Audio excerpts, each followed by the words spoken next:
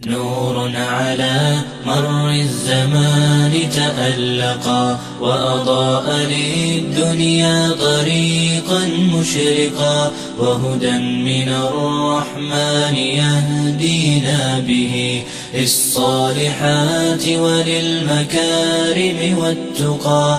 نور على مر الزمان تألقا وأضاء للدنيا طريقا مشرقا وهدى من الرحمن يهدينا به للصالحات وللمكارم والتقى. هذا كتاب الله أعذب منهل أنعم به من مورد لمن استقى. قد صانه رب العباد بحفظه وحماه حتى لا يضيع ويخلقا. طوبى لمن حفظ الكتاب بصدره فبدا وضيئا كالنجوم تألقا وتمثل القرآن في أخلاقه وفعاله فيه الفؤاد تعلقا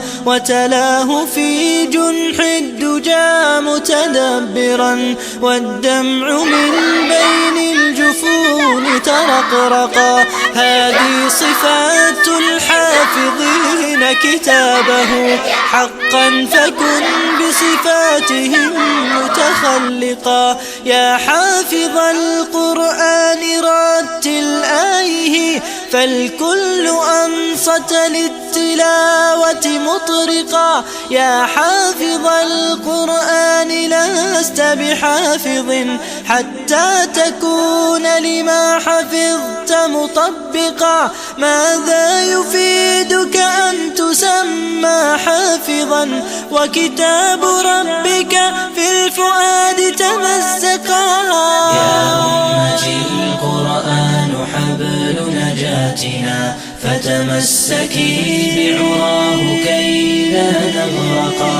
ولتجمعي حول الكتاب شتاتنا حتى نزيل تناحرا وتفرقا. ولتجعليه محكما في أمرنا وثقي بوعد